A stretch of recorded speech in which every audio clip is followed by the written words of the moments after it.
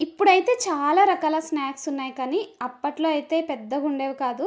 మహా అయితే టౌన్‌కెళ్తే మొక్కజొన్న, బొరుగులు, సమోసాలు ఇలాంటివి మాత్రమే తెచ్చేవాళ్ళు. మరి ఇంట్లో ఉన్నప్పుడు ఏవైనా స్నాక్స్ చేసుకోవాలంటే ఇలా చేసేవాళ్ళనమాట.